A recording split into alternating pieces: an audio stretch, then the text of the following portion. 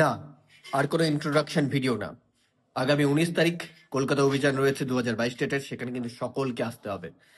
আমরা 52,000 জন D.El.Ed pass পরীক্ষার্থী যারা 2022 স্টেট পাস করেছি, আমাদেরকে কিন্তু 10,000 জমায়েত করতে হবে। কারণ এবার যদি পিছিয়ে যাই আমরা, তাহলে কিন্তু ভোটের দাপাদাপিতে কিন্তু ইন্টারভিউ নোটিশ আর আসবে না।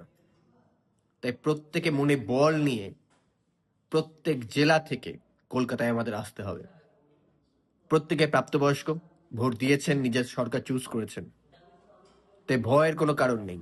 আপনার ওই একটা ভোট দিয়ে কিন্তু এই সরকার গঠিত হয়েছে, আর সরকারের দায়িত্ব থাকে রাজ্যের বেকারত্বটাকে মোছার জন্য।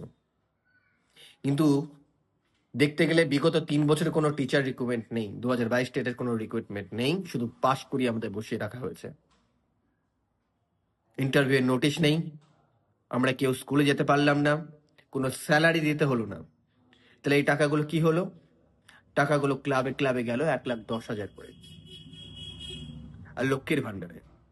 এখন শুধু ভোট ব্যাংক আর ভোট ব্যাংক। এই প্রশ্নগুলো তুলতে হবে আপনাদের, আমাদের তুলতে হবে, তবে এই সিস্টেম চেঞ্জ হবে। আমরা সহ্য করে নিই বলেই আমাদের আজকে এই অবস্থা।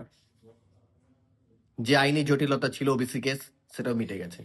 সরকার এবং পর্ষদের যদি সদিচ্ছা থাকতো, তাহলে এতদিন এবং পর্ষদ সভাপতির কথা অনুসারে 72 ঘন্টার মধ্যে ইন্টারভিউ নোটিশ আসবে, তাহলে ঠিক চলে আসতো।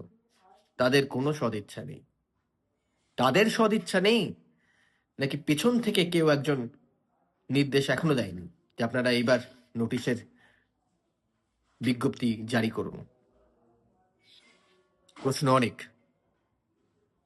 তাই সকলে মিলে আসুন, ভয় পাবেন না। সেদিন আমরা কেউ ইন্টারভিউ নোটিশ ছাড়া বাড়ি যাব না, এই মানসিকতা নিয়েই আসবেন।